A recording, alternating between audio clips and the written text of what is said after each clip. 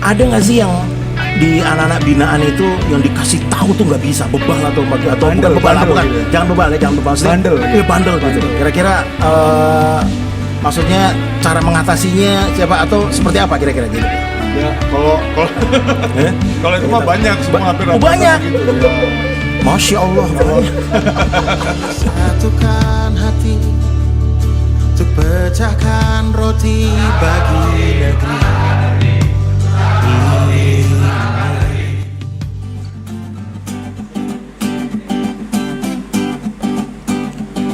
Oh betapa dalamnya kasih setiamu, betapa besarnya kebaikanmu. Hidupku dipenuhi kemuliaanmu, indahnya oh Yesus Tuhanku. Sama-sama.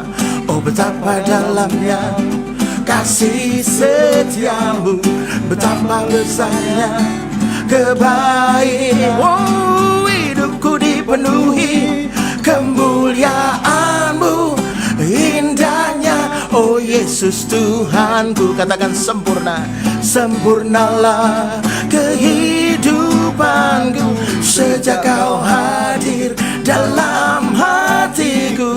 Kau perhatikanku setiap waktu. Oh sungguh indahnya Yesus Tuhan. Oh betapa dalamnya kasih setia, oh betapa besarnya kebaik.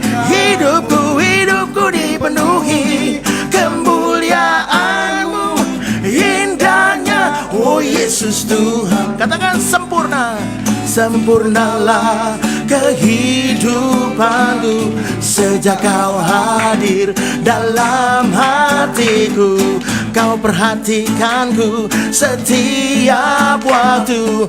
Oh sungguh indahnya Yesus. Sempurnalah, sempurnalah kehidupanku sejak kau hadir dalam hatiku. Kau perhatikanku setiap waktu. Oh sungguh indahnya Yesus Tuhan. Oh betapa dalamnya kasih setia, oh betapa besarnya kebaikanmu. Hidupku dipenuhi kemuliaanmu, indahnya oh Yesus Tuhan. Hidupku dipenuhi kemuliaanmu, indahnya oh Yesus. Oh sing it again. Hidupku dipenuhi kemuliaanmu, indahnya oh Yesus Tuhanku. We praise the Lord. Shalom, shalom semuanya, sahabat-sahabat worshiper, dimanapun sahabat berada. Yakin dan percaya malam hari ini dengan penuh sukacita. Kok worshiper sih? Hah? Kok worshiper? Emang ini so gini ya? Iya. Yakin dan percaya sahabat-sahabat semua dimanapun Anda berada, Anda ada dalam keadaan yang sehat, diberkati oleh Tuhan, ada dalam pemeliharaan Tuhan. Malam hari ini malam yang luar biasa, bersama-sama dengan kami, karena ini acaranya School of Worshiper. Kan nyapanya tadi worshiper gitu. Ya, jadi sahabat-sahabat dimanapun Anda berada, juga sahabat-sahabat worshiper, lama tidak berjumpa. Malam hari ini kami kembali boleh hadir bersama-sama dengan sahabat-sahabat semua. Dan bersama-sama dengan kami ada rekan-rekan yang luar biasa. Ini anak-anak muda yang luar biasa ini. Jauh-jauh mereka datang. Mukanya kayak ini ya, boyband nih. Jauh-jauh mereka datang dari Jakarta, dari ibu kota gitu. Ibu kota mampir bersama dengan kami di Yayasan Emas Indonesia. Yes. Dalam acara School of Worshiper malam hari ini dalam nuansa yang berbeda gitu. Biasanya kita kan bicara tentang pujian penyembahan gitu. Bagaimana kita menjadi seorang penyembah yang berkenan di hadapan Tuhan. Nah, malam hari ini kita bicara sesuatu yang agak berbeda gitu. Karena bersama dengan kami ada rekan-rekan mereka yang mengambil satu pelayanan yang mungkin nggak biasa gitu. Namanya apa dong? Namanya kasih tahu dulu dong. Mereka ada dalam satu ministry yang menyebut dirinya New Hopes Community. Community. Jadi satu komunitas yang mereka memiliki satu keyakinan bahwa bersama dengan mereka gitu, ada satu pengharapan yang baru. Begitu. Kasih tepuk tangan dulu dong. Masuk TV. Ya, ada bersama dengan kami Pastor Riki. Gimana kabarnya Pastor Riki? Aduh, pokoknya terlalu dahsyat. Iya. Ada juga Pastor Samuel yang merangkap sebagai sound belakang layar, engineer gitu. ya, belakang Di belakang layar. layar Yes, gitu. yes. Ini dong, gestar kita dong, kenalin. Iya. Dan bersama-sama dengan Gestar kami kenalin. di sebelah kanan saya ini Punggawa gitu. Gitu ya? Punggawa itu. Punggawa itu apa itu bahasa Indonesia itu? Gitu. Penggawa itu Pembina. iya. Portal gitu. Oh, bukan dia. Dia bersama-sama dengan sahabat-sahabat yang lain gitu. Bersama dengan saya sebelah kanan ada Pastor Yansen.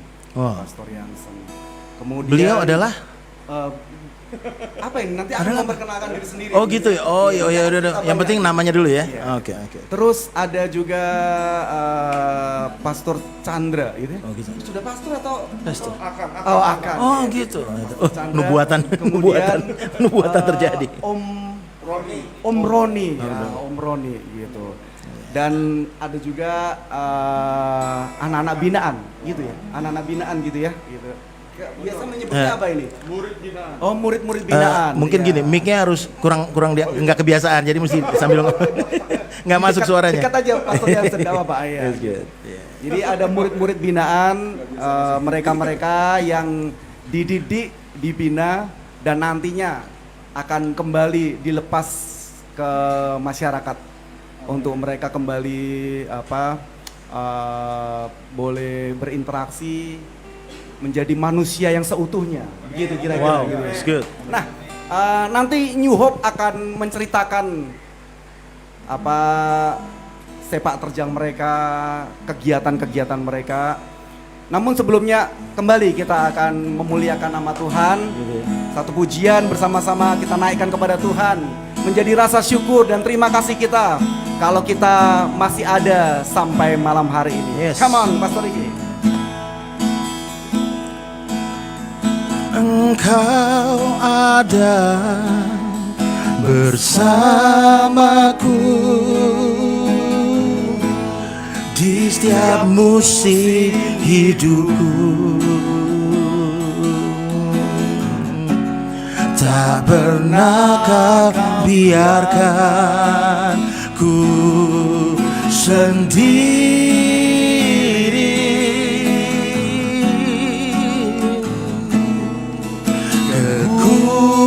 Kekuatan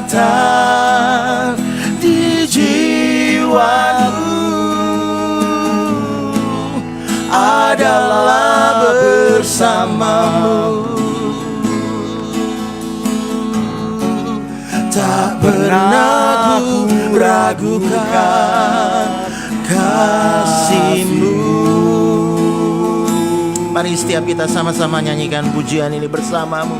Bersamamu Bapa, oh, ku lewati semua perkenananmu yang teguhkan hatiku.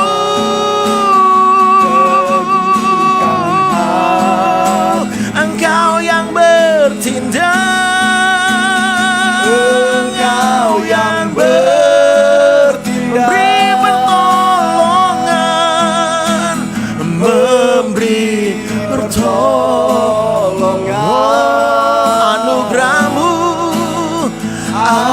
anugerahmu besar melimpah. Mari setiap kita, baik Anda yang ada di rumah pada saat ini, katakan sama-sama, bersamamu, bersamamu Bapa,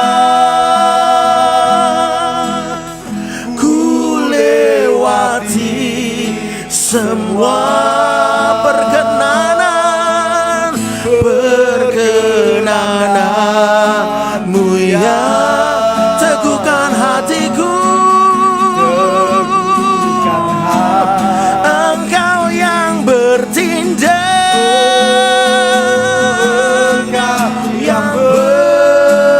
memberi pertolongan, memberi pertolongan. Anugerahmu besar, anugerahmu besar melimpah bagiku. Anugerahmu, anugerahmu besar melimpah bagiku. Sekali lagi bilang sama-sama, anugerahmu, anugerahmu besar melimpah bagiku.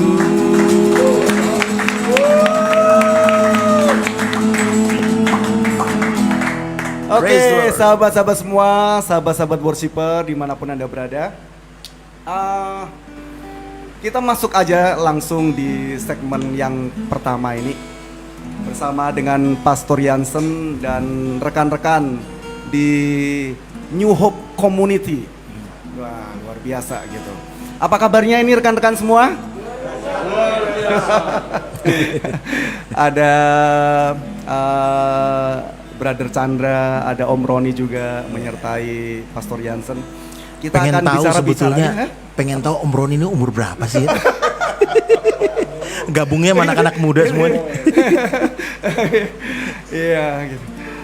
Oke, mungkin pertanyaan pembuka gitu ya buat Pastor Jansen gitu. Pastor Jansen begini, biasanya gitu kan kalau kita ditanya ini, biasanya kalau apalagi pelayan-pelayan Tuhan gitu, anak-anak Tuhan, ketika mereka ditanya, lu kalau pelayanan, kamu mau pelayanan apa sih? Nah, gitu. Biasa yang ada dalam image mereka, dalam benak mereka itu, kalau bicara pelayanan itu di mimbar gitu kan. Entah mereka jadi worship leader, singer gitu, terus pemusik gitu ya, yang bisa dilihat orang lah gitu. Tapi Pastor Jansen bersama dengan rekan-rekan ini, kenapa pilih sesuatu yang berbeda gitu loh?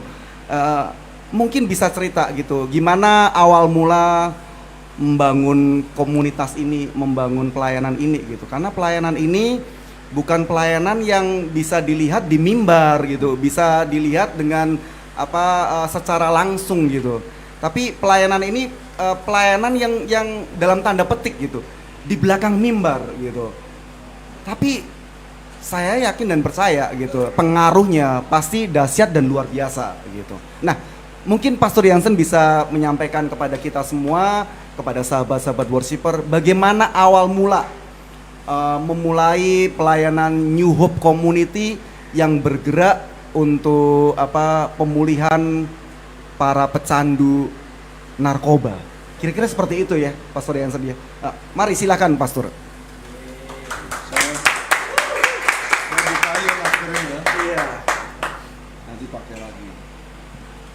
Oke, thank you Pastor Wahyu dan Pastor Ricky buat kesempatan bisa sharing bersama dalam forum ini ya. Tadi kalau berkaitan dengan pertanyaan Pastor Wahyu tentang kenapa memilih pelayanan yang memang sepertinya kurang populer lah ya. Yep. Ya. Ada begitu banyak orang yang Kurang ketika populer. ya seperti pelayanan Yayasan Emas, generasi Emas kan Faktor memang X. Wah, Master X ya, dimulai dari pelayanan yang memang siap untuk disalibkan, kira-kira begitu kalau kata Pak Sam ya. Rohani banget tuh bahasanya. Itu guru saya, Pak. Ya, jadi sebetulnya memang betul ada begitu banyak orang yang biasanya sudah terpola atau terdoktrin bicara tentang pelayanan, ya bicara tentang tampil di depan. Memang tidak salah memang ya, tetapi saya percaya juga apa yang disebut sebagai panggilan ya. Oke. Panggilan itu sangat penting karena setiap daripada kita tentu punya calling masing-masing, dan tentunya calling itu dimulai dari pengalaman. Bagaimana pengalaman itu memang setiap orang pasti terjadi, baik pengalaman yang indah maupun pengalaman yang buruk. Dan memang kebetulan ya saya juga punya pengalaman sebagai pecandu narkoba. Oh. Dan itu poin yang Oke. paling dasar sekali untuk memulai sebuah pelayanan karena Oke. pengalaman tersebut. Oke. Dan memang seiring waktu berjalan, saya menemukan bahwa ada begitu banyak orang-orang yang tentunya ketika mereka struggle untuk berhenti dari drugs addict ini, termasuk salah satunya adalah saya. Saya adalah orang yang sudah sembuh, sudah pulih, bahkan sudah hampir 8 tahun saya berhenti dari drugs addict, jatuh lagi. Ya, kenapa saya jatuh lagi? Karena saya temukan bahwa saya di saat itu tidak ada lingkungan yang sangat mensupport saya. Komunitas yang sama sekali saya tidak menemukan, bahkan ada di tengah-tengah Jakarta ya, ibu kota yang begitu besar dengan kesibukan masing-masing. Walaupun beribadah ya, bergereja tetap iya. Tetapi ya tentu setelah keluar dari gereja saya tidak menemukan bahwa ada komunitas yang menerima saya, tentu dengan kelemahan saya sebagai seorang ex pecandu narkoba. Nah, itu yang sulit saya temukan, dan saya memang pernah jatuh kembali ketika sudah 8 tahun bersih ya. Dan akhirnya saya mudeng satu hal bahwa wow, berarti ada begitu banyak orang yang sebetulnya struggle-nya sama. Ketika dia berhenti hari ini, dia memutuskan ya udah deh, gue udah capek. Pakai bertahun-tahun tentu pasti capek. Betul nggak, Felix ya? Kalau misalnya bertahun-tahun pakai, rasanya pengen berhenti ya secara hati nurani ya, betul ya. Ketika berhenti hari pertama, hari kedua, hari ketiga, rasa ingin balik lagi itu pasti ada. Kenapa? Karena tidak menemukan komunitas yang sehat dan mendukung untuk mengingatkan, ayo Lix cepat sembuh, ayo Lix kita sama-sama deh supaya positif, supaya kita nggak balik lagi. Itu kita tidak temukan.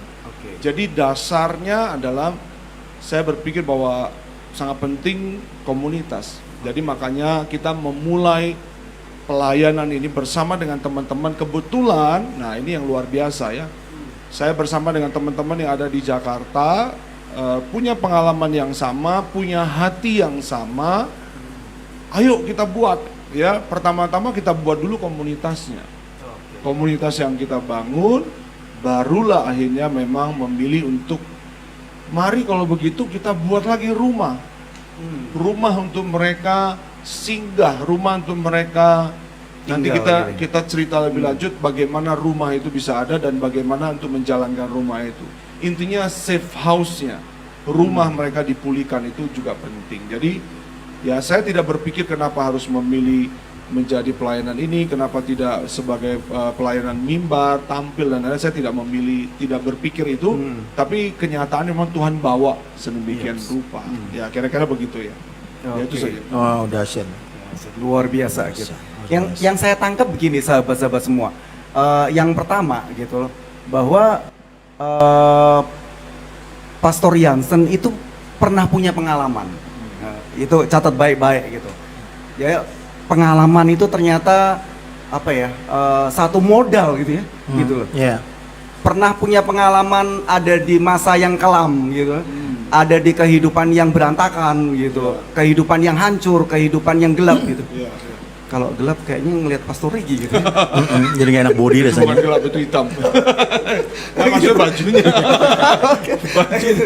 Jadi apa pengalaman gelap itu kadang-kadang bisa menjadi modal gitu loh.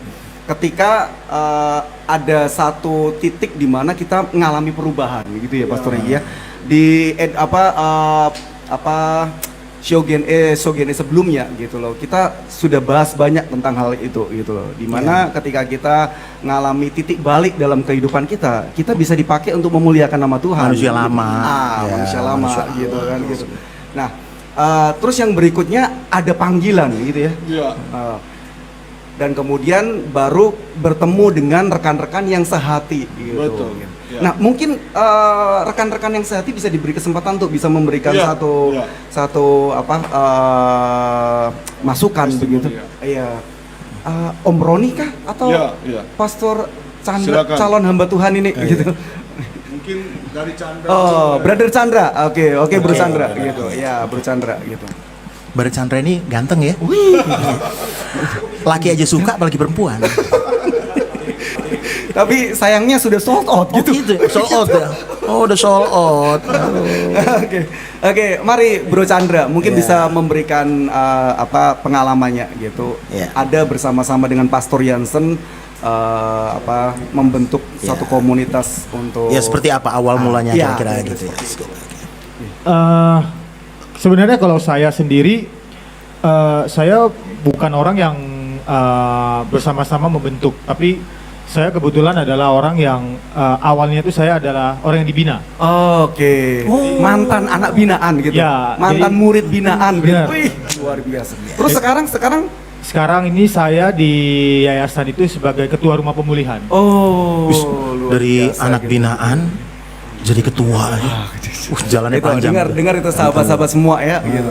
Jadi tidak ada yang tidak mungkin ketika Ya. kita ngalami titik balik dalam kehidupan Ya. kita gitu. Mungkin Dan- mungkin di rumah mereka ada yang pikir begini, aduh, gue nih kayaknya udah nggak bisa lah ya, gitu ya. udah hancur, Nah, ini ya. udah buat apa ini gitu. Mungkin dianggap sampah gitu. Ya, ya. Apa sih narkoba itu? Oke, Brother Chandra, silakan. Ya, jadi memang di tahun 2017 saya itu datang ke Jakarta, ketemu dengan yayasan, dengan komunitas New Hope ini. Jadi memang dengan keadaan yang tidak baik lah. Jadi memang dengan keadaan tidak baik, dengan pengalaman seperti yang tadi Pastor Jensen sudah cerita, ini sama lah, harusnya pasti sama. Jadi memang ketika itu terus saya menjalani dibina selama 9 bulan.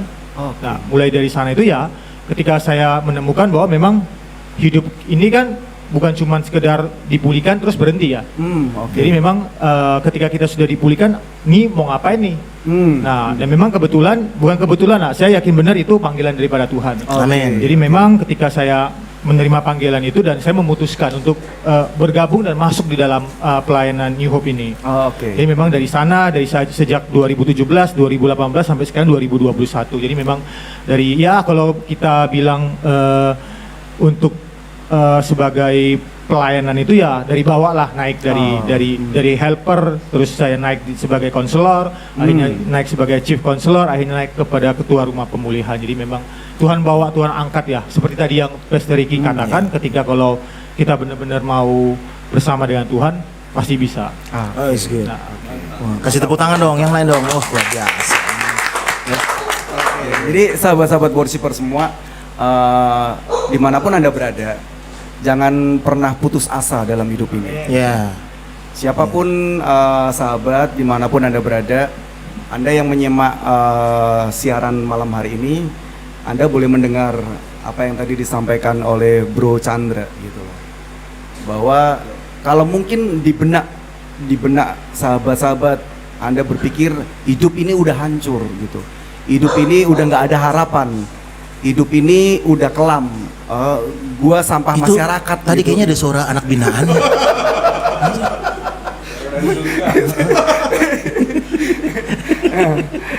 Anda bisa dipulihkan gitu. Anda bisa Nah, tapi tadi saya senang banget itu yang tadi disampaikan sama Pastor Ricky gitu.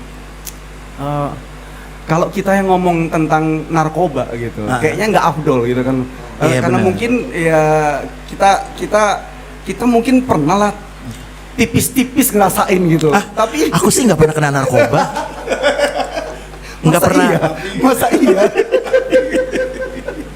Oke. Nah, kembali ke Pastor Jansen gitu. Pastor Jansen gitu. Saya ingin bertanya gitu. Apa sih narkoba itu gitu. Terus yang berikutnya, apa sih nikmatnya narkoba itu gitu. Kok sampai bisa membuat kita itu jadi hancur gitu. Terus membuat kita itu jadi nggak bisa ngapa-ngapain gitu loh. Terus hidup ini jadi suram gitu loh. Nih gue nggak tahu apa hostnya yang kurang pinter apa gimana sih nanyanya. Karena saya Nanya pakai nanya apa itu narkoba. Karena saya sudah cukup lama berhenti dan sudah lupa rasanya. Boleh saya oper aja. Benar baru ya. Benar. Nah, Benar. Gitu. Tapi jadi bukan. ini langsung ke Ya. Ini bukan ke narasumber lagi. Oh, gitu. Ini ke perkara sumbernya. Perkaranya. Sumber utamanya. Oke, kemana Mungkin dulu ke ini? Felix boleh. Ke level kiri atau level kanan ini? Ke Felix dulu mungkin ya. Oke, Felix. Mungkin sedikit testimoni ya. Jangan cerita betapa nikmatnya seperti apa, tapi ceritakan bagaimana feel-nya dan kehancurannya dan lain-lainnya. Oke, jadi sahabat-sahabat semua, ini Felix ya namanya Pastor Jansen. Felix pecandu. Dia nanti akan cerita gimana kok bisa sampai ya gitu. Dari siapa? Ya, gitu, itu kan. Ya. Tolong direkam ya. Ya, halo. Awal terjerumus saya dari pergaulan. Pergaulan ya, bebas. pergaulan. Dan yang kedua hilangnya figur seorang bapak di rumah. Wah, seru Dia nih. mulai aku tuh coba-coba gitu. Dan awal dari coba-coba itu ya awal dari coba-coba itu ya akhirnya sampai keterusan. Waktu itu coba apa ya? Saya mulainya dari ekstasi. Oh, ekstasi. Ekstasi. Kok sama? Dari ekstasi. Tahun-tahun berapa itu ekstasi itu? Itu jebot lah itu. Mulailah dari sana, merasakan bahwa ada sesuatu yang baru. Saya coba waktu itu mulai sabu. Oke. Oh, ternyata- dari ekstasi naik jadi sabu. Itu usia sekitar saya Kok sama lagi? umur Dia mau masuk.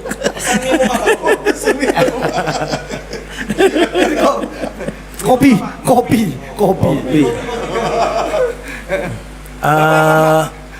Ada ibu catering di atas ya gitu. Oh, ada. Malam Bu gitu. Beras kencur aja deh. Asik.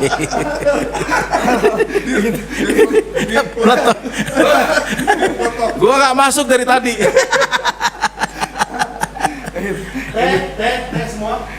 Kayaknya teh semua sepakat. Iya. Oke.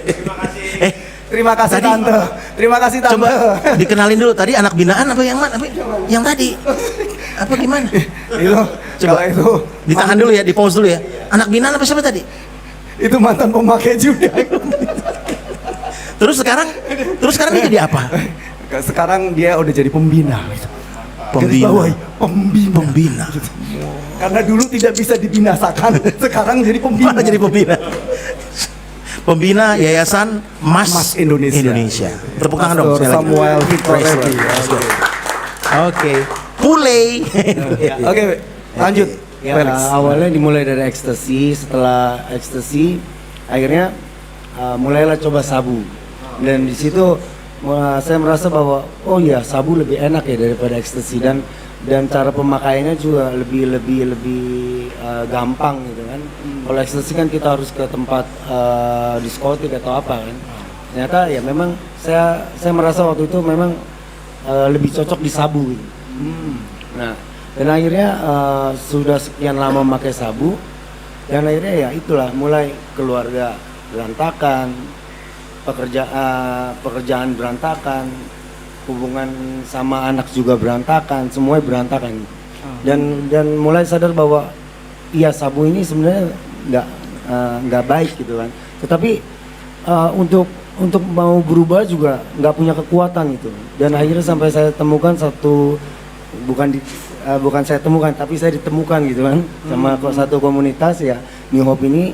Dan akhirnya sampai saat ini ya saya dibina, dan semakin hari saya semakin sadar bahwa iya yang saya lakukan itu selama ini saya salah. Oke.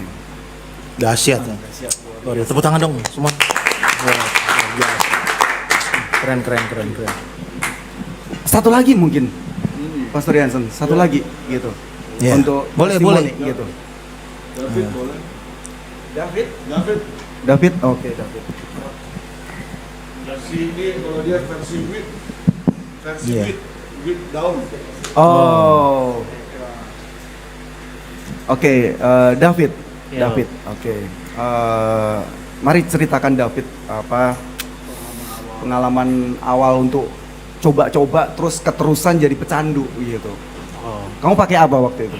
Pakai baju. Aku itu ya, Shalom. Saya pertama kali narkoba itu ganja, THC. Oh, oke. Ya. Dari Sumatera apa kok apa cobanya ganja gitu kan biasanya arah-arah ke sana gitu. Iya betul. Oh, oke. Di mana waktu itu?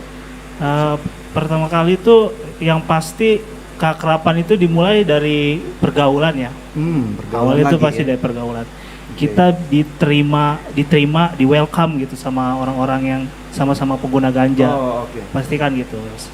Terus perlahan-lahan mereka mulai menanya-nanyakan kehidupan kita, masuk ke dalam kehidupan kita. Akhirnya dengan cara yang halus mereka menawarkan ganja. Udahlah bro, nggak usah lo pikirin lah masalah keluarga lo, masalah gitu. Selalu seperti itu. Mereka kan nikmatin aja hidup ini ada gitu. Ditawari ganja, lalu saya hisap. Ya, seperti itu. Pastor Wahyu, Iya. saya itu tertarik dengan bahasanya tadi, dibilang mereka tuh sesama pengguna ganja itu welcome. Ini kayaknya nih bener enggak ini nggak nyindir ini.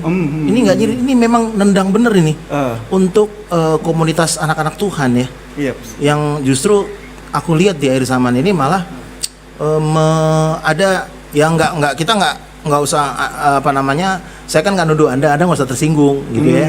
Jadi saya cuma bilang bahwa ada komunitas-komunitas anak-anak Tuhan yang justru sepertinya tidak welcome dengan yang begini-begini, memberikan gitu. penolakan gitu iya. Nah mereka sesama pengguna ganja welcome loh, jadi bisa nerima. Waduh itu kan wah gawat itu ya kan. Mereka bikin komunitas. Gimana gitu. Pastor? Gimana coba? Mereka bikin komunitas Iya gitu loh. kan. Gitu, betul. Gimana? Mereka lebih ramah kayaknya lagi Iya, betul, nerimanya. betul. Justru karena Nih siapa nih nggak apa-apa nih punya gue nih. Satu link berdua. Mesra banget itu. gini yang apa ya? Yang menarik perhatian saya gini, Pastor. Mungkin saya bisa dikoreksi gitu loh. Oke. Biasanya yang sejauh pengetahuan saya gitu loh, para pemakai, para pecandu itu mereka apa ya gitu loh, fisiknya itu makin lama makin kurus, makin lama makin gitu. Tapi yang di sebelah saya ini gitu Membesar. Kan udah tobat. Gimana sih ah? Makanya saya pengen tanya dulu gitu, gini, pernah nggak merasakan gitu loh, ketika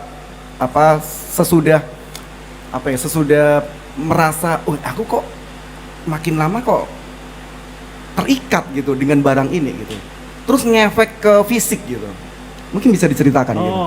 Iya itu sangat mengefek ke fisik. Pertama udah terikat, itu kan menciptakan ada zat-zat yang bikin nagih kan, kalau di ganja itu kan. Jadi serasa tuh bau-baunya tuh masih berasa walaupun kita udah di rumah, itu kerasa gitu kayak nyium-nyium bau ganja gitu. Rasa ganja masih berasa gitu di pikiran. Akibatnya efeknya adalah kita berhalusinasi jadinya. Berhalusinasi seperti contohnya mendengar suara-suara yang dari nggak tahu dari mana tiba-tiba masuk ke dalam pikiran.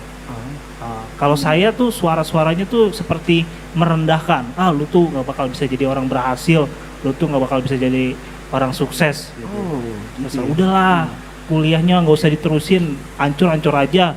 Ngapain hidup? Ngapain lu terusin mimpi lo tuh udah gak seperti itu, kata-kata gitu. Alah, kerja lo cuma tidur doang, kerja lo cuma gitu-gitu doang. Misalnya pikiran-pikiran seperti itu selalu muncul. Efek dari ganja. Terus kadang-kadang juga di tangan itu juga muncul. Saya pernah tiba-tiba seperti lumpuh gitu. Mau ngelangkah aja susah. Urat saraf udah mulai kelihatan gitu kan. Saraf-saraf urat. Karena kebanyakan atau efek berhenti. Itu mungkin karena efek berhenti kali. Oh gitu. Iya, itu ke Apa efek itu? berhenti seperti itu. Namanya sakau gitu ya. Iya, mungkin bisa Rasa-rasa seperti itu gitu ya. Iya, rasa-rasa seperti itu. Oke, itu pengalaman David. Wow. Oke. Kalau Felix gimana Felix? Nah, gitu. Apa nih? Iya, ketika sudah merasa terikat gitu, pernah nggak secara fisik pengaruhnya seperti apa begitu? Oh, Kan mungkin beda. Kalau ini kan ganja, kalau dirimu kan sabu dengan ekstasi gitu. kalau efek ke tubuh ya fisik ya. Kalau saya kebetulan kalau memang pakai sabu itu langsung efeknya kurus. Oh. Kan otomatisnya kita kalau pakai itu kan jadi tidur jadi kurang. Bisa hari ini pakai, bisa 3 hari kemudian saya nggak tidur gitu kan. Oh, Dan sampai 3 efeknya- hari ya? Iya. Oke. Efeknya bisa kurus ya. Iya. Makanya itu tadi Pastor. Gue nanya aja. Jadi memang keluarga itu terkadang ya kita keluarga itu nggak perlu nanya sama saya, lu masih pakai atau nggak? Mereka bisa lihat. Pernah turun berapa kilo? Mesennya Saya- kopi, datang air putih semua. Mesennya teh, datang. Salah warung apa Pak?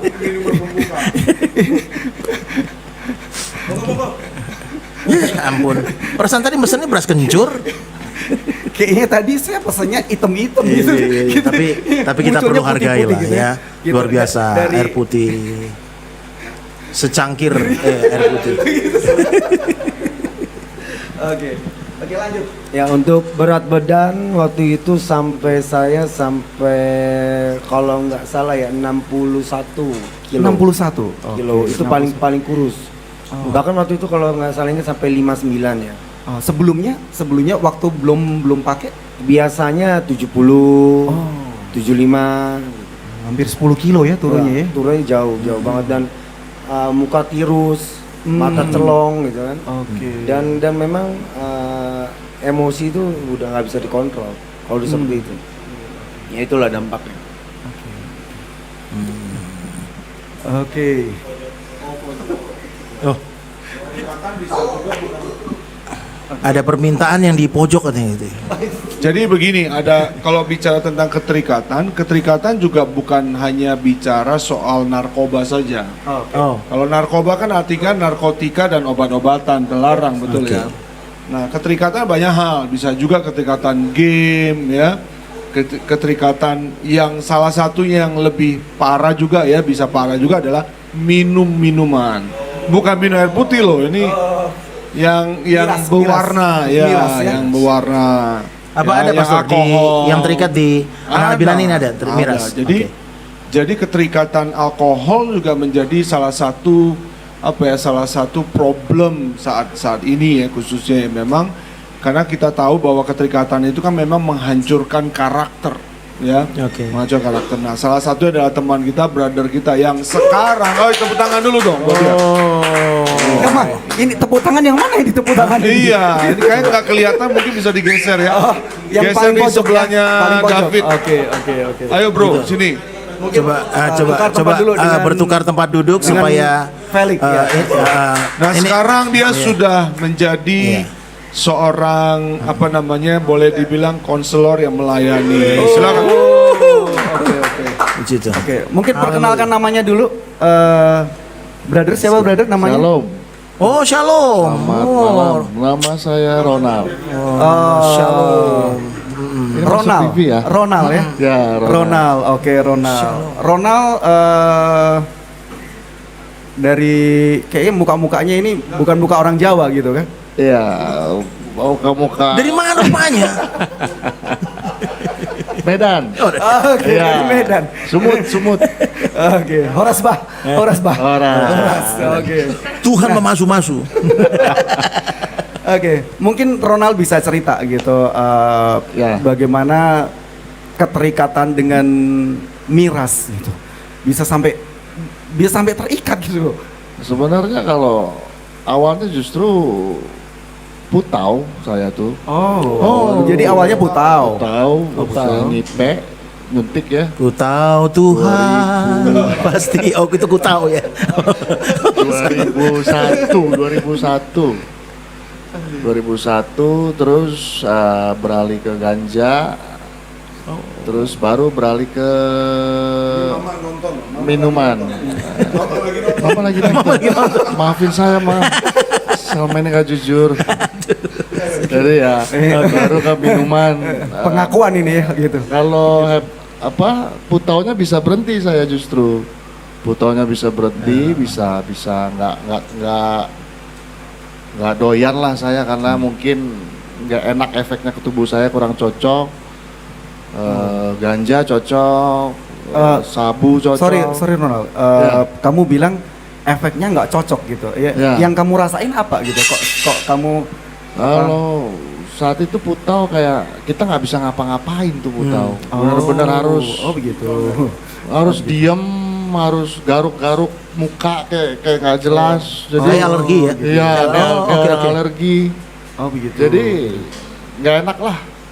Ya teman-teman pada suka tapi saya nggak suka, nggak cocok lah. Oke. Tuh. Jadi lebih ke milih ke ekstasi justru. Beralih ke ekstasi, ke ganja. Oke. Baru ke minuman. Kalau putau bisa berhenti, nggak terlalu tertarik. Sabu juga jarang-jarang. Kemudian ganja jarang-jarang. Malah minuman yang setiap hari tuh nggak pernah berhenti malah justru. Oke. Iya. Setiap hari. Setiap hari harus minum. Begitu. Kenapa sampai ada dalam benakmu itu kalau nggak minum rasa nggak hidup, kira-kira kayak gitu. Dulu saya anggapnya tuh enak aja jadi kayak ada yang kurang gitu. Ada yang kurang, kayaknya kalau nggak kena minuman nih badan kayaknya kurang enak. Oh, nggak seger gitu ya? Nggak seger gitu, nggak bisa jalanin aktivitas, kurang fokus segala macem lah. Tapi ya mungkin terlalu sering saya ke mindset seperti itu, terlalu lama, terlalu sering ya jadinya salah. Oke. Dalam hal apapun, aktivitas apapun ya harus melakukan terlebih dahulu ritual seperti itu. Nggak bagus juga sebenarnya. Dan ditambah yang memang yang paling penting ya komunitas sih. Saat itu memang komunitas kita nggak ada, komunitas saya nggak ada yang positif lah, ya nggak ada yang positif. Jadi ya begitu aja deh. Di jalan yang begitu aja, di jalan yang suram aja. Titik baliknya sampai kemudian menyadari bahwa tanpa minum pun hidup bisa oke juga kok gitu. Capek. Ada sampai di titik jenuh gitu. Iya. Capek. Terus ya pastinya saya juga masuk. Dulu saya murid di Nihop juga. Oke. Saya kenal sama Pastor Jansen beberapa tahun yang lalu. Akhirnya saya dibina di situ. Awalnya sebulan 2 bulan saya belum sadar kalau saya berada di situ gitu ya, ngapain gitu. Tapi ternyata setelah bulan-bulan ketiga baru saya mengerti, wah ya saya kan di sini ingin dipulihkan gitu dari keterikatan. Jadi barulah di situ saya sadar saya di sini maksudnya begini ya gitu. Awalnya 1 bulan 2 bulan tuh kayak ngapain saya di sini? Tujuannya apa gitu kan? Baru masuk bulan ketiga lebih hati udah mulai menerima, sudah mau membuka hati, sudah mau membuka telinga semua lewat petua-petua Pak Jansen, konselor, semuanya, teman-teman juga. Itu masuk bulan ketiga lah baru mulai ada rasa-rasa kesadaran bahwa saya ingin dipulihkan. Awalnya berat sekali, males biasa mengatur orang, ini diatur gitu di dalam ya. Jadi Biasa bebas gitu ya. Iya, biasa bebas, apapun kita lakukan di luar sana nggak ada yang mengatur lah. Tiba-tiba masuk ke tempat yang diatur orang, harus dengan peraturan, ya kaget, tapi ya bulan ketiga baru bisa menerima. Akhirnya saya sadar ya udahlah, memang mungkin jalan Tuhan harus di tempat ini dulu saya. Amin. Untuk Amin. merubah pemikiran-pemikiran saya yang salah sebelumnya. Jadi di Nihop lah saya dibina selama 9 bulan. dari situlah segala macam ilmu-ilmu kerohanian saya dapatkan, pembaruan karakter saya dapatkan, pemutusan pemikiran-pemikiran yang salah selama ini saya putuskan, nggak memikir yang hal-hal yang nggak perlu dipikirkan. Gitu, itu sih. Oke, luar biasa. Berikan tepuk tangan. Oke, sahabat-sahabat dimanapun Anda berada, sahabat-sahabat worshiper juga, kita nanti akan lebih seru lagi berbincang-bincang dengan rekan-rekan yang ada di New Hope ini. Kita akan bicara tentang suka duka, bagaimana mereka melayani para pecandu narkoba dan mungkin keterikatan-keterikatan yang lain gitu. Kita akan bicara nanti lebih lanjut lagi di segmen yang kedua. Mungkin sahabat-sahabat yang mau ke belakang menyiapkan makanan kecil, minuman dan segala macam, Anda bisa siapkan. Kita akan mengakhiri segmen yang pertama ini dengan satu pujian. Gitu? Iya. Kok aku nggak boleh bersaksi sih? Tadi kan yang paling ditanya-tanyain, aku nggak ditanya-tanyain. Oh, gini nih, kan kita tutup dengan lagu nih. Aku tuh inget gini, singkat aja nggak usah panjang-panjang. Jadi gini, waktu aku bertobat ya dari dunia ya gelap, hitam, ya segitulah ya. Aku dapat lagu, ada lagu yang kok cocok gitu loh lagunya. Gini lagunya, gini lagunya. Hidupku bukannya aku lagi, tapi Yesus dalamku. Oh, hidupku bukannya aku lagi, tapi Yesus dalamku. Yesus hidup, Yesus hidup dalamku. Oh, hidupku bukannya aku lagi, tapi Yesus dalamku. Lagi sama-sama. Hidupku bukannya aku lagi, tapi Yesus dalamku. Hidupku bukannya aku lagi, tapi Yesus dalamku. Sama-sama bilang, Yesus hidup, Yesus hidup dalamku. Hidupku bukannya aku lagi, tapi Yesus dalam. Jadi sebetulnya waktu kita lepas dari semua itu, yang paling penting sih buat aku itu ya, Yesus tuh harus hidup dalam kita. Karena nggak bisa. Yesus bertahta di hati kita. Iya. Itu yang buat kita jadi nggak ketagihan lagi, jadi ya kan nggak balik ke manusia lama lagi. Gitu kira-kira Pastor. Oke, kita istirahat 5 menit. Nanti kita masuk di segmen yang kedua dengan pembicaraan yang lebih seru bersama dengan New Hope Community.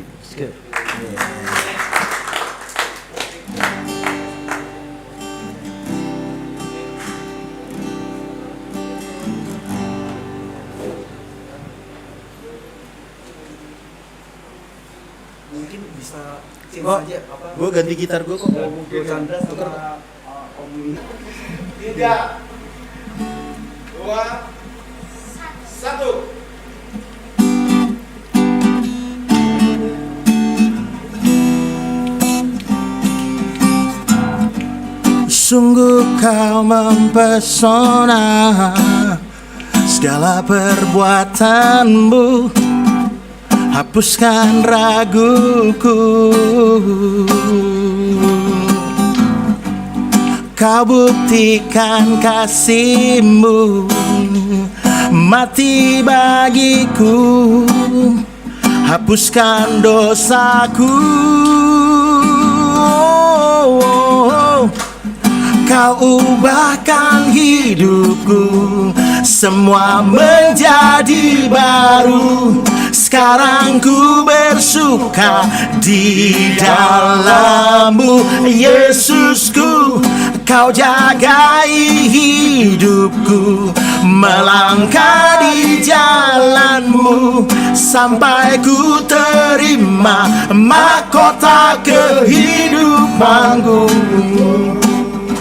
oh, oh, oh, oh. Katakan sama-sama, sungguh kau mempesona, segala perbuatanmu hapuskan raguku. Kau buktikan kasihmu, kau buktikan kasihmu, mati bagiku, hapuskan dosaku. Oh, oh, oh, oh. Kau ubahkan hidupku, semua menjadi baru, sampai ku terima mahkota kehidupan. Kau jagai hidupku, melangkah di jalanmu, sampai ku terima mahkota kehidupan. Bilang, oh, oh, oh, oh. Shalalalalala.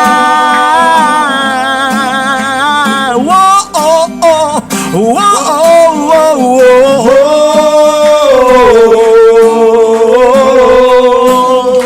Shalalalalala. Kau ubahkan hidupku, kau ubahkan hidupku, semua menjadi baru. Sekarang ku bersuka di dalam-Mu, Yesusku. Kau jagai hidupku, melangkah di jalan-Mu, sampai ku terima mahkota kehidupan. Kau ubahkan, kau ubahkan hidupku, semua menjadi baru. Sekarang ku bersuka di dalam-Mu, Yesusku. Kau jagai hidupku, melangkah di jalan-Mu, sampai ku terima mahkota kehidupanku.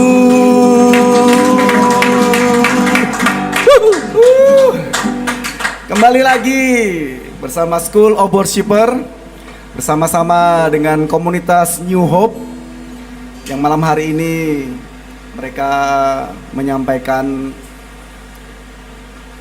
pengalaman mereka gitu. Nah, di segmen ini kita akan semakin dalam mengulik gitu, ngulik mereka gitu, supaya sahabat-sahabat dimanapun Anda berada, Anda bisa menangkap sesuatu di dalamnya gitu. Karena saya punya keyakinan begini, pelayanan apapun itu pasti ada suka dukanya. Iya. Gitu. Nah, biasanya kalau sudah bicara tentang suka duka dalam pelayanan gitu, saya nggak tahu gitu, di New Hope ini banyak sukanya atau banyak dukanya gitu. Pastinya berdarah-darah lah.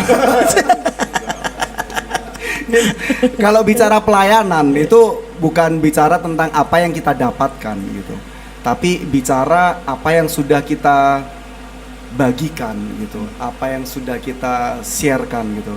Pastor Wahyu, aku mau nanya dulu nih sama narasumber nih. Kira-kira gini, Pastor, ada nggak sih yang di anak-anak binaan itu yang dikasih tahu tuh nggak bisa bebal atau bandel, bukan bebal, bukan gitu. Jangan bebal ya, jangan bebal. Maksudnya, Bandel gitu. Bandel gitu. Kira-kira maksudnya cara mengatasinya siapa atau seperti apa kira-kira gitu? Ya kalau kalau itu mah banyak, semua hampir rata-rata banyak begitu ya. Masya Allah banyak. Ya, jadi bukan 1-2 ya? ya rata-rata kan biasanya ketika binaan atau mereka yang datang ke rumah singgah, ya mereka membawa karakter mereka masing-masing kan. Wow, oke. Membawa apa ya, rasa hati yang udah keras. Wah, Jadi mereka selalu bicara ini gua loh gitu loh. hatinya udah keras loh. Ya. Catat gitu ya. Jadi mereka seperti menunjukkan lah mereka itu siapa. Lalu seperti apa penanganan terhadap mereka dengan yang model hati keras kayak gitu itu? Ya memang tadi yang dikatakan oleh Felix itu benar ya, bahwa penerimaan itu sangat penting. Yeah. Ketika mereka menunjukkan kekerasan mereka, sebetulnya kan itu adalah bentuk dari hidup mereka yang sebetulnya sudah lelah, sudah capek, berjuang di sebelumnya yang struggle dengan narkoba. Dan pada waktu mereka juga menemukan ternyata bukan hanya di lingkungan pergaulan bebas mereka, itu mereka menemukan penerimaan yang luar biasa. Ketika mereka masuk ke rumah singgah kita, mereka juga menemukan penerimaan yang luar biasa. Dan dari sisi, tentunya dari sisi yang positif ya. Soalnya tadi kan ada yang ketinggalan, ada yang kehilangan figur ayah, katanya gitu ya. Betul. Jadi memang ada fungsi yang kita mencoba menutupi itu, yang seperti tadi Felix bilang bahwa nggak bisa dipungkiri bahwa ada banyak orang yang kalau kita tanya kenapa terlibat dengan kecanduan narkoba ini, ketika ditelisik itu biasanya karena ada punya problem dalam rumah tangga atau keluarga, ayah atau ibu mungkin yang terlalu otoriter dan lain-lain sehingga membuka luka batin itu ya. Dan kita mencoba untuk masuk ke situ dan mencoba menutupi. Tentunya ya kita pasti akan minta hikmat Tuhan lah. Ini kan pekerjaan Tuhan, nggak bisa kita bilang bahwa kita lah yang menyembuhkan, memulihkan mereka. Tentu Tuhan lah, ya tentunya. Nah di sini juga ada Pak Roni, ya Pak Roni sebagai figur yang dalam tanda kutip cukup senior ya. Ya artinya beliau bisa menjadi bapak juga sekaligus yang mengajar mereka. Jadi itu yang kita lakukan sih, minimal seperti itu Pastor. Jadi fungsinya para leader-leader ini menjadi bapak ya, menjadi orang tua bagi anak-anak binaan, kira-kira gitu ya. Mana yang lebih dominan Pak Pastor Jansen? Rusak karena pergaulan atau rusak karena itu tadi kehilangan figur seorang ayah atau mungkin kehilangan keluarga yang harmonis gitu. Itu kalau di New Hope sendiri perbandingannya mana lebih ini gitu? Mana lebih maksudnya yang rusak karena pergaulan atau karena memang karena keluarga kayak gitu? Gitu. Justru sumber utamanya menurut saya itu datangnya dari rusaknya dari keluarga. Itu awal sumber mulai dari keluarga, awalnya dari gitu ya? Broken home. Kalau Pastor Wahyu rusaknya dari mana awalnya, Pastor?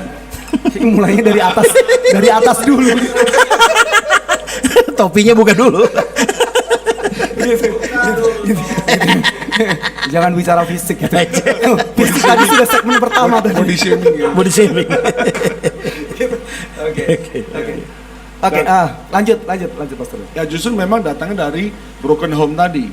Tidak menemukan figur bapak yang baik ya, tidak mendapatkan kasih sayang dalam rumah tangga. Biasanya itu larinya kemana-mana. Mungkin ada yang kecanduan kepada pornografi, ada anak yang berontak akhirnya dia jatuhnya terikat di narkoba, ada yang bahkan menjadi seks bebas, LGBT, gay, homo, dan lain-lain. Itu larinya kemana-mana. Sumber utamanya karena mereka broken home. Biasanya kita menemukan seperti itu. Itu sumber utama. Nah, kalau pergaulan itu triggernya aja, sebagai pemicunya aja untuk mereka bisa mengakses dalam dunia yang mereka rasa ini kayaknya gue cocok nih untuk menjadi seorang dalam tanda kutip pecandu narkoba, kayaknya gue cocok banget. Nah, berarti keluarga itu penting ya. Ya, betul. Keluarga awalnya dari keluarga loh. Itu. Di pertemuan kita yang lalu kita sering ungkapkan itu, gitu. Anda boleh jadi pelayan Tuhan yang hebat, gitu. Tapi kalau di keluarga nggak hebat, gitu. Itu nol besar, gitu kan, gitu. Itu nol besar, gitu. Nah, itu bisa jadi pemicu tadi, gitu. Akhirnya ada banyak keluarga Kristen, gitu loh. Tapi anaknya berantakan, gitu loh. Makanya pentingnya keluarga berencana ya, Pastor. Oke. Mungkin kita bisa dengar Om Roni sedikit masukan dari Om Roni Iya, selaku kita panggil Om aja ya. Dari New Hope gitu. Body shaming dulu tuh ketuanya. Oke. Shalom saudara-saudara. Oke, shalom. Saya Roni, umur 59 tahun. Wow, luar biasa. Punya anak 2, cucu 2. Tinggal di Sunter, Jakarta. Amin. Ya, mengenai itu tadi prinsipnya di sayanya dulu nih. Segala sesuatu bisa selesaikan di dalam Kristus. Di sayanya dulu nih. Jadi sorry kalau saya ngomong belak-belakan, mau dikatain apa kek, mau dikatain pendeta, tadi Bapak Jansen bilang kita ada yang Pak host bilang juga mengenai dikatain inilah, dikatain itulah. Kalau kita memandang manusia, Alkitab bilang tertutuklah manusia mengandalkan manusia. Tapi kalau kita mengandang Bapa kekal kita, sukacita terus. Amin. Mau dikatain apapun karena tanda kutip ya, yang bayar gaji gue bukan manusia, yang bayar gaji gue, yang bayar honor gue adalah Bapa di sorga. Amin. Jadi apapun pun ya sukacita, jujur. Pendeta goblok udah, ini saya sebagai dosen goblok udah, pokoknya semuanya. Jadi nomor satu itu dulu. Sebab kalau itu kuat, kita enak kesananya Pak Hos gitu maksudnya. Ya mau dikatain Pak Wahyu, apa? Ya, Pak Wahyu. Pak Wahyu, ya Pak Hos lah. Ya Pak Wahyu gitu maksud saya. Kesananya enak. Karena kan kita mengalami orang yang gampang dibentuk. Kalau gampang dibentuk, puji Tuhan, nggak usah kita bahas. Tetapi yang tadi Pak Yansen bilang begini, begitu, begini. Wah nggak bisa dong, begini mau ngelawan mulu. Nah itu. Kalau kita mengerti bahwa kita memandang kekekalan kita memandang Bapa kita di sorga, indah. Jadi semua menurut saya teman-teman pemirsa adanya semua di sini.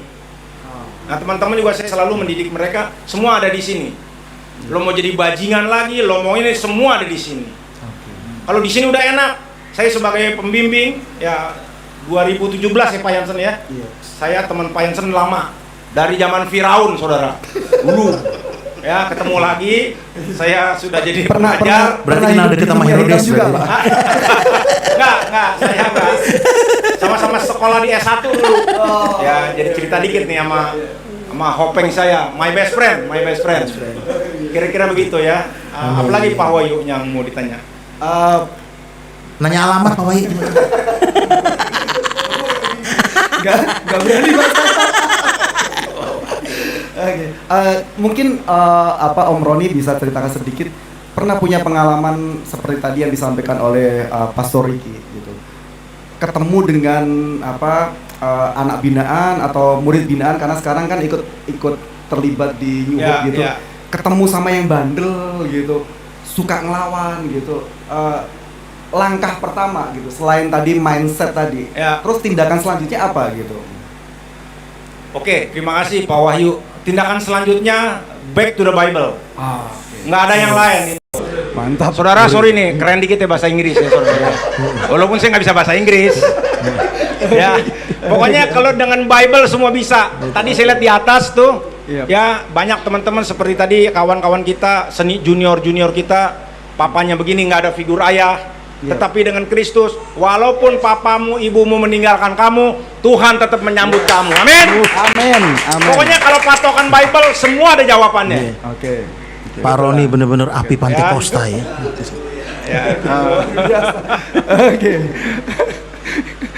Oke, apalagi Pak Wahyu. Jadi hilang materi.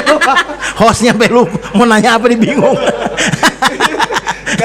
karena udah muncul api penginjilannya. Amin. Ya. Tidak semua manusia diizinkan jadi pendeta, tetapi semua manusia diizinkan menjadi hamba Tuhan di bidangnya masing-masing. Amin. Pak Roni, maksudnya tadi sedikit spesifik. Bagaimana cara mengatasi mereka yang nggak bisa dikasih tahu? Gitu. Pak Roni biasanya ngomong punya solusi apa untuk mereka-mereka yang atau bagaimana cara menasehatinya atau bagaimana? Pertama, nomor satu nggak mungkin sehari kelar, Pak Riki. Ya. Ya, nomor satu yaitu saya pakai. Pertama yaitu kita bimbing dulu. Berdiri. Kita bimbing dulu karena kan pekerjaan itu bukan pekerjaan sehari dua hari. Mungkin yang penting nomor satu nih, ini dulu. Sebab kalau ini dulu kita menang. Poin nih. Jadi mereka dibenerin cara berpikir. Ya, ini dulu kita. Nah, ini kan orang susah. Satu, cara berpikir saya bagaimana kita bisa memuridkan orang dengan sukacita dan tetap kita rangkul walaupun dia katain saya pendeta goblok bla bla bla bla macam. Teman-teman, kalau saya menganggap Felix normal, belajar nih kita ya. Kalau saya menganggap Felix normal, kira-kira normal, saya menganggap semua back to Bible, basic in the mindset ya.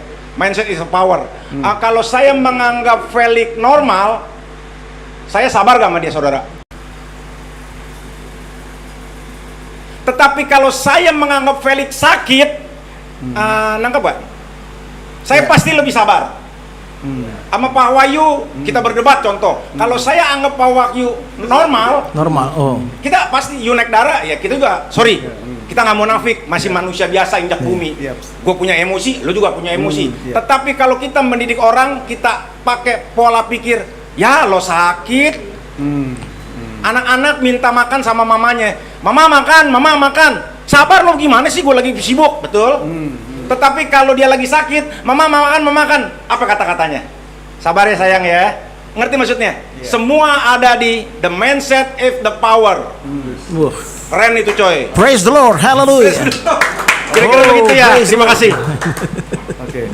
Mungkin dari Bro Chandra ada yang ingin ditambahkan gitu. Mungkin punya pengalaman khusus ketemu dengan murid-murid junior gitu, adik-adik binaan ini yang bandel gitu kan, yang punya emosi yang tinggi gitu, terus suka-sukanya sendiri, biasa di rumah mungkin dia merasa jadi raja gitu kan, terus kemudian masuk di rumah rehabilitasi ini dan mereka harus dididik dan dibina gitu. Nah, mungkin bisa diceritakan gitu suka dukanya gitu ketemu dengan anak-anak binaan ini gitu. Jadi ketika saya mulai masuk dalam pelayanan di yayasan ini berjalan 4 tahun ini, saya temukan bahwa yang datang ke kitanya itu biasa tipe orangnya itu ada 2. Jadi ada satu yang memang dia belum siap. Jadi memang dia datang dengan ya mungkin ketangkep, mungkin diantar sama keluarganya, mungkin karena sesuatu dia datang kan. Ada satu lagi yang memang gue udah capek deh. Gue udah capek, udah kalau ibaratnya memang hatinya udah siap lah, Nah, memang tadi kalau dari pertanyaan tadi kan memang lebih mengarah ke yang memang datang itu belum siap. Belum siap untuk mau dibina lah, tapi memang karena keluarga ataupun karena kondisi memaksa dia. Nah, memang pelayanan di New Hope ini kan motonya bahwa melayani dengan kasih dan menjadi teladan. Melayani dengan kasih dan menjadi teladan. Oke. Jadi memang itu yang kita tekankan di dalam pelayanannya kita kan. Kita ketemu yang sebatu-batunya apapun, ya kita harus melayani dengan kasih. Ada banyak orang punya keinginan tapi hatinya belum ada. Nah itu yang sampai hari problem. Apakah pecandu narkoba cuma laki-laki? Betul. Wanita juga banyak. Banyak juga, iya. Bahkan di TV itu yang barusan ketangkep juga wanita. Nah, rata-rata wanita itu ditemukan justru di penjara. Betul. Rehabilitasi, saya sudah lihat rehabilitasi itu sangat sedikit sekali orang atau wanita itu mau dibawa ke rehabilitasi untuk dibina karena buat keluarga tertentu itu sepertinya kayaknya aib banget, nggak berani mereka. Kayak ada sesuatu yang salah. Nah, sampai hari ini nggak ketemu tuh yang khusus rumah singgah yang wanita ini belum ketemu. Ketika saya mulai mencari bertanya-tanya yang wanita ya khususnya konselor wanita, sempat kami berdoa berpikir bagaimana dengan rumah pemulihan wanita. Kami cari orang, kami tanya punya beban nggak? Wanita itu biasanya konselor harus cari yang wanita dong tentunya. Mereka nggak punya beban, nggak berani. Ini persoalan juga sebetulnya. Nah, ini perencanaan dari Pastor Jansen maksudnya untuk buka ini atau bagaimana? Saya pengen buka yang wanita sebetulnya, karena yang wanita kebanyakan bersembunyi, padahal mereka banyak pecandu itu banyak banget. Kalau saya belum bisa membukanya, mungkin ada orang lain yang sudah lebih siap dari saya. Kami bantu, kami betul-betul ingin turun untuk bantu mereka supaya kami dorong untuk mereka buka. Seperti dulu generasi emas, ketika kami belum di dalam legalitas, kami datang kepada generasi emas di sini di tempat ini, pemimpin atau pembina Pak Sam yang mendorong kita, ayo jalan. Kami ingin juga mempraktekkan hal yang sama bagi yang sudah lebih siap untuk membuka rumah pemulihan yang wanita. Kami dorong sama-sama. Kita kerja bareng sama-sama. Kira-kira itu. Kalau saya sama Pak Sam tuh jadi pengen buka yang buat waria ya. kan pria ada, wanita kan baru mau dibuka. Yang waria dong. Oh ada. Kalau yang kebetulan di teman saya yang pelayanan khusus LGBT, ini mungkin lagi masuk saya sudah kirim linknya. Ya, Brother C Hall ini ya dia sudah terbuka banget kemana-mana. mereka punya rumah singgah komunitas khusus LGBT. Khusus LGBT. Mungkin lagi nonton.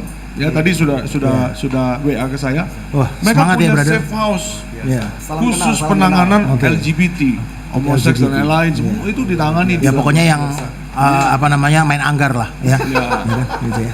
luar biasa pelayanannya. Main anggar dan main pitik. Oke. Ayo, Oke. Ya, ayo, jadi nakal ya.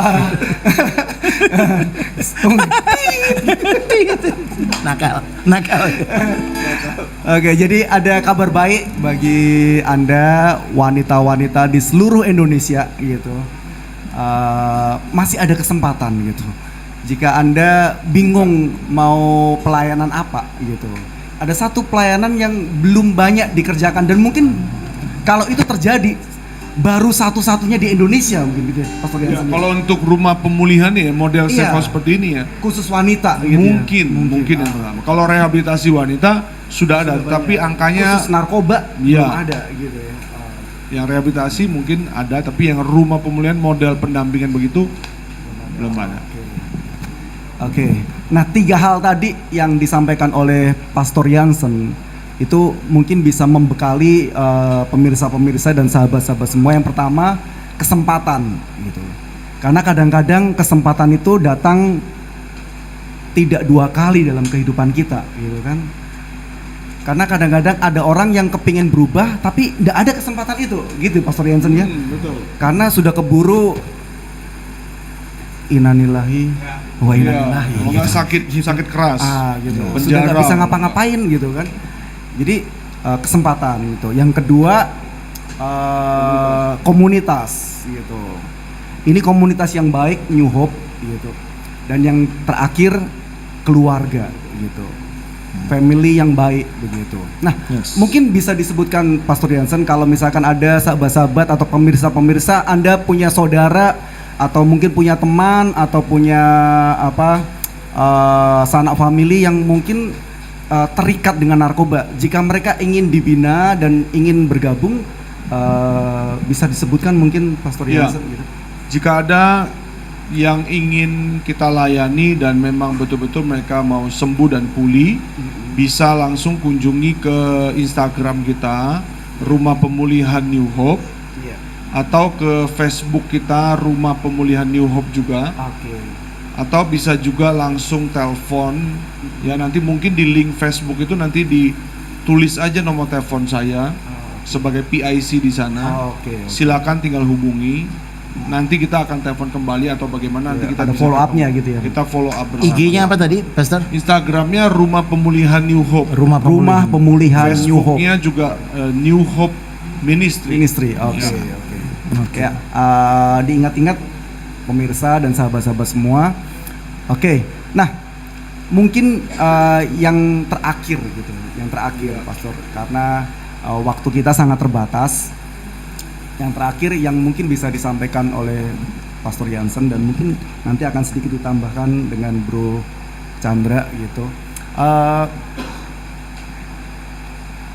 Seandainya timbul persoalan-persoalan yang ketika mereka melayani komunitas yang tadi itu komunitas narkoba gitu. Kira-kira dari New Hope apa yang bisa kira-kira istilahnya pertolongan pertama gitu yang bisa diberikan oleh New Hope apa gitu? Untuk bagi yang mau. Iya gitu. Prinsipnya bagi yang mau sembuh, yang namanya orang sakit dia harus datang kepada dokter. Oke. Ya, ketika dia datang sama dokter, dia harus punya kerelaan untuk diperiksa, untuk dicekking, dan dia harus punya kerelaan untuk terbuka terlebih dahulu. Agar bisa diobati ya. Agar bisa diobati, nggak bisa lagi main rahasia-rahasiaan. Ya kita betul-betul mesti terbuka ya. Ketika di konseling ya dia harus terbuka, persoalannya seberapa parah dan lain-lain. Lalu kemudian setelah itu ya kita lihat tingkatannya apakah memang perlu untuk dia didampingi di dalam rumah pemulihan, atau tingkatannya mungkin bukan level yang harus dibina full, tapi mungkin di mentor secara komunitas. Jadi dia bisa pendampingan pendampingan juga. aja. Kira-kira begitu. Jadi tidak harus semua masuk ke dalam. Lalu peran keluarga itu seperti apa agar bisa membantu proses kesembuhan? Atau apa? Keluarga itu biasanya punya posisi yang agak sulit sebetulnya, karena keluarga rata-rata kalau berhadapan dengan anggota keluarganya atau anaknya atau mungkin suaminya mungkin udah bosen. Mereka udah cuek, udahlah. Terserah Gitu, kamu, karena oke. sudah bertahun-tahun ya. Iya. Orang yang biasanya pensiunan narkoba nggak mungkin dia pakai 5 tahun ke atas atau 2 tahun ke atas itu keuangannya cukup baik, nggak mungkin, pasti menurun. Mau usaha seperti apapun pasti menurun. Kondisi fisik juga menurun, konsentrasi menurun, fokus menurun. Akhirnya sosialnya rusak, Iya. dia nggak bisa bergaul, dia bersembunyi dalam kamar, mungkin halusinasi dan lain-lain. Keluarga biasanya seperti mengasingkan dia. Nah, fungsi keluarga sangat penting. Keluarga juga harus tahu memberikan kesempatan bagi anggota keluarganya. Mereka harus mencari pertolongan. Karena kalau si yang sakit kadangkala suruh dia beranjak dari kasur untuk pergi dokter sendiri kan nggak mungkin, karena dia sakit kan. Tapi kalau misalnya keluarganya tahu dia sakit, harus mendorong, ayo kita cari pertolongan. Nah, keluarga harus di posisi sebagai orang yang aktif untuk mencari pertolongan, memberikan kesempatan. Keluarga harus tetap tetap berusaha. Yaps. Oke, terakhir dari Bro Chandra gitu. Mungkin ada nasihat atau apa ya? Bukan nasihat sih, apa? Dorongan buat anak-anak muda gitu. Kiat-kiat buat lah. kiat-kiat lah Ya, buat anak-anak muda gitu. Mungkin di antara pemirsa-pemirsa ada yang baru bergabung gitu. Anda lihat anak muda ini gitu. Ini luar biasa, ini ganteng gitu. Tapi pernah jatuh di lubang yang dalam gitu. Tapi sekarang udah bangkit dan bersinar gitu. Nah, mungkin ada sedikit sebagai penutup untuk memberikan masukan kepada setiap anak muda, bahkan mungkin bagi mereka yang saat ini sedang terikat gitu. Pak Wahyu, asal tahu aja, Chandra ini sudah dimasukkan ke dokter jiwa. Sekarang luar biasa. Sempet dimasukkan. Cerita. Ternyata ada yang Om Roni yang semangat ya. Oke, boleh diceritakan gitu, boleh ceritakan ya sedikit gitu. Oke. Jadi yang tadi Pastor Jensen katakan bahwa kesempatan dan komunitas ya. Jadi saya dulu itu kalau kesempatan itu saya banyak sekali diberi kesempatan sama orang tua saya. Jadi Untuk berubah gitu. untuk berubah. Salah satunya yaitu ketika saya dibawa ke pengobatan di rumah sakit jiwa itu kesempatan. Tapi komunitasnya nggak cocok. Ya kan? Berapa lama itu? Itu hampir 1,5 bulan. Dan saya dimasukin ke rumah sakit jiwa bersama dengan orang sakit jiwa. Yang kedua, saya pernah karena saking bandelnya itu saya pernah dimasukin papa saya ke penjara. Nah, jadi ya dia berikan kesempatan, tapi Siapa tahu komunitasnya bisa berubah di penjara tapi komunitasnya gitu ya. nggak tepat. Jadi memang ya kesempatan dan komunitas itu harus berjalan bersama. Jadi ketika seseorang diberi kesempatan, saya percayalah ketika pecandu-pecandu teman-teman yang terikat itu keluarga itu pasti selalu memberi kesempatan. Tapi itu harus dibaringin dengan komunitas yang tepat. Jadi ketika kesempatan itu ada dan dibaringin dengan komunitas yang tepat, saya percaya orang itu akan sembuh. Amin. Sekiranya itu sih yang saya tambahkan. Luar biasa. Berikan tepuk tangan. Wow. Luar biasa gitu. Mungkin ada yang mau disampaikan Pastor Rigi? Gitu. Sesudah kita mendengar banyak cerita kisah-kisah dari sahabat-sahabat New Hope ini. Ya merinding sih dengernya. Mungkin sedikit Pastor Riki cerita. Saya pernah dengar pengalamannya Pastor Riki. Ada satu anak binaan dulu. Dia terikat dengan LGBT gitu. Kemudian harus dengan disiplin supaya dia sadar gitu. Pukul itu. Ya. Mungkin bisa diceritakan sedikit gitu. Itu di satu rumah singgah ya di Jakarta. Iya. Jadi dia ini bertobat dari gay, dari kok gay sih? Homo tuh apa? Bener ya? Iya, bener betul, ya. gay. Ya, lalu ada satu cerita unik di mana ya namanya orang bertobat, namanya orang dia kan berusaha gitu ya. Iya. Nah, satu kali saya lihat ya pertobatannya cukup bagus. Nah dia juga bisa nyanyi, bisa singer gitu. Suaranya Saya senang. cukup bagus gitu Cukup ya? bagus. Terus satu kali dalam pelayanan kita mau buru-buru nih, gitu. Kita mau buru-buru. Saya bilang, ya namanya juga cowok-cowok semua gitu kan ya. Ini biar cepat sekali mandi 4 orang gitu. Wah ini kita di satu tempat nih mandi 4 orang.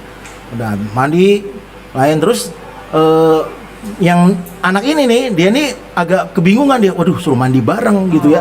Saya bilang pokoknya biar cepat ya semua ya, biar soalnya kita nih mau pelayanan mau cepat. Kamar mandinya juga ada berapa 4 waktu itu. Yuk semua mandi, yang di atas mandi 4 orang, bawah 4, pokoknya bisa mandi bareng gitu. Jadi waktu saya suruh dia mandi lah sama teman-teman lain gitu. Tiba-tiba nih teman-teman pada keluar satu-satu gitu. Jadi waktu pastor itu? Ya biasalah waktu mandi dipegang-pegangin lah sama dia kan gitu kan ternyata. Akhirnya saya bilang gini, sini sekarang nih biar dimandi sama gua bilang gitu. Ya itulah ya. Jadi saya berikan sedikit ya sentuhan-sentuhan ya kan. Ya kan? Disiplin. Iya. Jadi saya mandi saya bawa rotan. Saya mandi, saya bawa rotan, saya sabetin dia di kamar mandi. Ya akan saya berpikir gini, bukan berarti saya melakukan kekerasan, ya kan? Ya kan tidak dengan kata-kata saja seorang hamba harus diajar, gitu. Jadi, jadi saya hajar sedikit lah, gitu ya. Tapi puji Tuhan nih orang akhirnya ya sekarang sembuh total. Puji Tuhan. Gitu, dia sembuh total, dia bisa melayani bahkan waktu itu pernah ikut, saya lupa ya. Kalau nggak salah dulu zaman bukan Indonesian Idol, apa sih namanya dulu tuh? Ada satu bukan yang Asia Bagus. Afi. Ya, dia pernah ikut daftar itu. Cuma gini teman-teman, saya satu kali dalam satu penyembahan saya lagi nyanyi, ada lagu yang kuberikan hidupku, ya kan, kepada, kuberikan hatiku semua. Lalu satu kali dari nyanyi itu, tiba-tiba di hati saya nih kayak ngomong sesuatu, Tuhan, aku nih sangat pengen gitu memberikan hidupku kepadamu gitu, sangat pengen. Tapi jujur pada waktu itu saya ngomong dari hati saya, tapi hidupku nih udah rusak Tuhan, gitu. Aku nih sangat pengen memberikan yang terbaik kepadamu, tapi udah rusak, udah kena narkoba, kena seks bebas, kena apalah macam-macam lah, udah kena premanisme dan sebagainya gitu. Itu rusak Tuhan. Jadi apa yang aku bisa kasih gitu, kalau rusak gitu. Dan itu saya ngomong berulang-ulang gitu ya. Entah itu emosional saya lagi memang muncul ya, karena pada waktu itu ya namanya ketika saya sadar, ketika saya tuh gini, waktu saya sudah dipakai Tuhan dalam pelayanan, dalam pekerjaan Tuhan, kayak ada sesuatu yang saya gini, wah udah sampai sini ya gitu. Nanggap nggak maksudnya? Ya seperti Brother Chandra ya kan, bisa sampai jadi ketua ya, jadi pengurus ya. Jauh banget ini Tuhan udah bawa nih gitu. Nah di situ ada sesuatu kekaguman, tapi di sisi lain ada satu rasa yang saya berkata, aku nih rusak loh Tuhan gitu. Saya perjelas apa yang saya persembahkan kepada Tuhan. Saya ngomong, Tuhan, apa yang aku persembahkan kepadamu nih, ini udah rusak gitu. Gitu. Lalu saya setiap kali saya ingat kejadian ini, saya seperti nggak tahan sesuatu. Tuhan tuh ngomongnya tuh tadi kan dibilang sekalipun ayahmu ya, Om Roni yang ngomongnya, ibu meninggalkan kamu, aku sekali-kali tidak pernah meninggalkan kamu. Itu kan bahasa itu. Tuhan tuh ngomongnya ke saya pada waktu itu lebih bukan cuma ngomong aku tidak meninggalkan kamu. Tuhan tuh ngomongnya tuh kayak gini, nggak ngomong di telinga saya sih, tapi ngomong di hati saya. Dia seperti bicara begini, Ricky, aku tuh butuh kamu gitu. Nah itu yang membuat saya dengan Tuhan tuh jadi wow, ternyata aku nggak cuma, Tuhan tuh butuh kita loh. Jadi walaupun tubuh kita mungkin rusak ya, pikiran kita udah kena apalah tadi, minuman keras ya, kena macam-macam, tapi sebetulnya Tuhan tuh butuh kita gitu. Khususnya apalagi kita ini kan dilahirkan sebagai anak-anak Tuhan. Nah itu yang saya membuat jadi dengan Tuhan tuh saya berusaha, saya berkata, Tuhan beri aku kemampuan ya Tuhan, beri aku kekuatan untuk aku tidak mempermalukan namamu, untuk aku bisa jadi saksi, jadi berkat, kalau memang aku dibutuhkan. Karena memang saya dengan Tuhan, saya terus terang bilang, apalagi pada waktu saya dapat second chance, kesempatan kedua bulan Oktober yang lalu, setelah pasca COVID, saya masuk di ruang ICU selama 5 hari. kurang lebih dengan macam-macam. Pokoknya saya cuma pesen nih, jangan sampai Anda masuk ruang ICU ditelanjangin bener.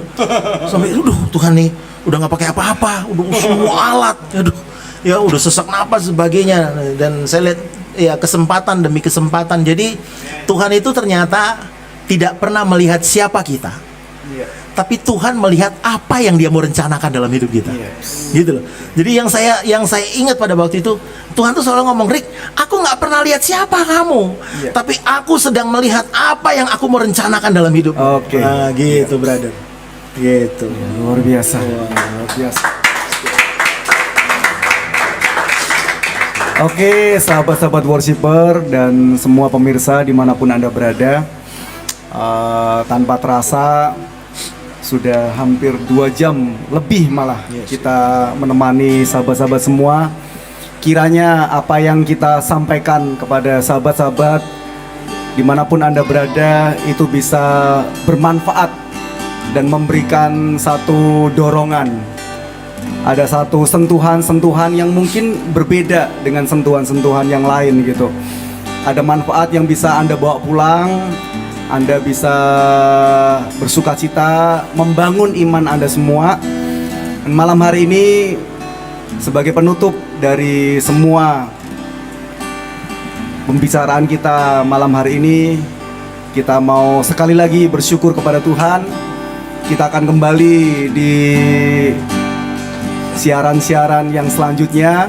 Tetap dukung kami School of Worshiper agar kami bisa menjadi berkat bagi sahabat-sahabat dimanapun Anda berada. Mungkin ada pesan dari Pastor Jansen untuk mereka yang saat ini baru coba-coba, kira-kira gitu, atau lagi baru mau masuk nih, atau mau icip-icip ya, atau kira-kira gini, atau lagi cari pelarian nih, kira-kira apa pesannya, Pastor?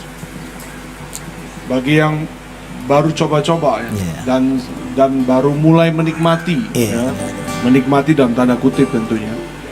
Narkoba punya satu prinsip juga. Kalau dalam dunia pernarkobaan itu prinsipnya begini: one shoot, you never stop.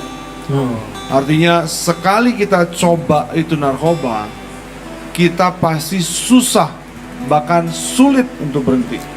Gak bisa berhenti. Dan sudah ada banyak bukti.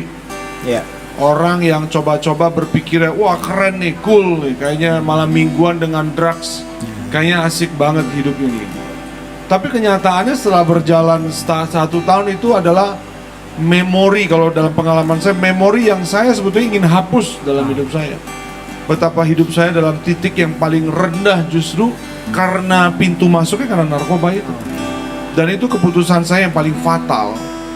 Ketika saya dulu berpikir keren, cool, ya. Jadi untuk yang baru coba dan betul-betul mulai menikmatinya, ya saya pikir pesannya samalah dari kita semua nih yang dari pengalaman yang ada, bahwa jangan lagi, harus berhenti, betul-betul berhenti. Sebisa mungkin sebelum terlambat berbalik untuk berhenti. Ambil keputusan. Carilah pertolongan, ya carilah pertolongan. Ya itu sih dari saya kira-kira. Cari orang-orang yang bisa ajak ngomong ya. Bisa ajak ngomong, mentor. Betul, Ya. Kalau Anda belum menemukan komunitas yang tepat, ada New Hope yang siap untuk Kalau di Semarang di memfasilitasi. sini dong. Kalau Anda di Semarang, datang ke Yayasan Emas Indonesia. Iya. Ya. Nomor teleponnya. Untuk nomor telepon kita yang di Jakarta. Ini kebetulan nih teman-teman dari daerah, banyak dari daerah, ada yang dari Jambi dan lain-lain, kebanyakan datang dari daerah. Silakan hubungi 0812 0812 0812 8562 8562 6000 6000 6000 0812 8562 6000. Oke. Kalau khusus di Jawa ada rencana, kalau memang Tuhan izinkan ya, Pak Sem ya.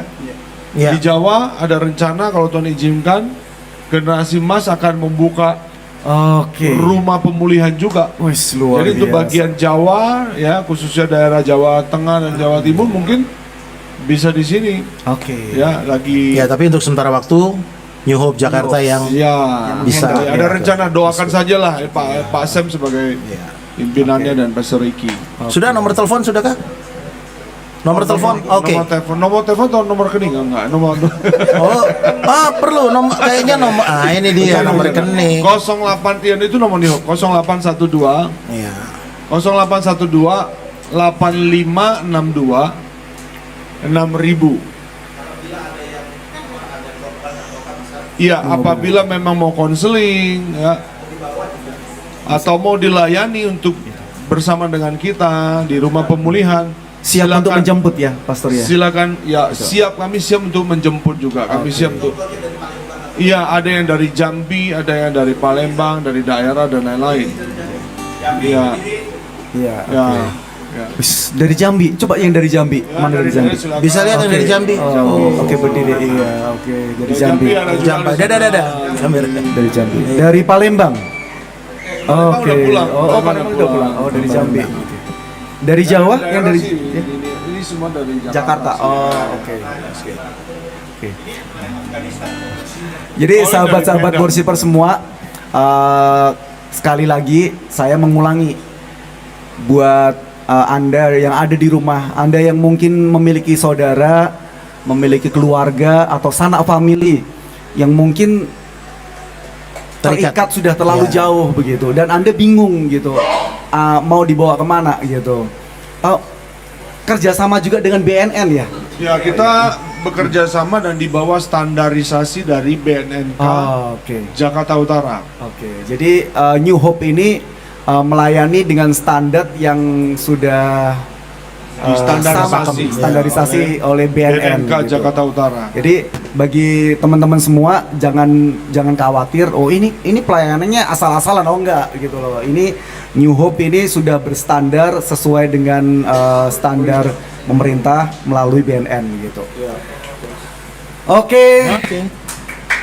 Rasa-rasanya kita tidak ingin mengakhiri acara ini, tapi waktu jugalah yang membatasi kita.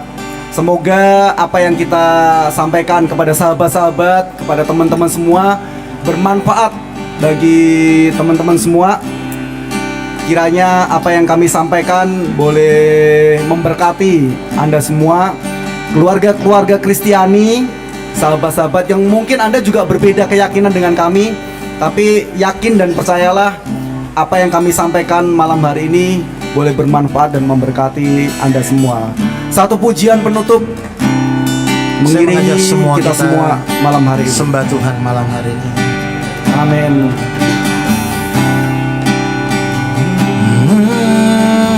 Bukan dengan barang fana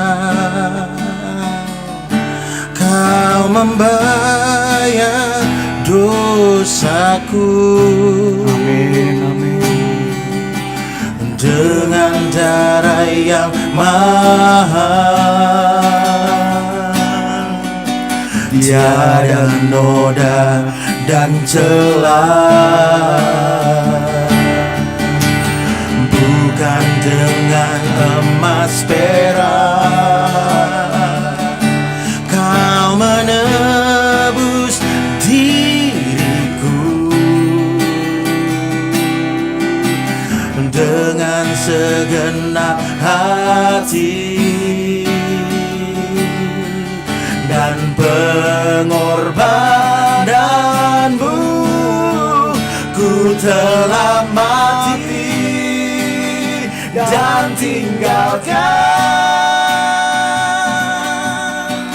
cara hidupku yang lama.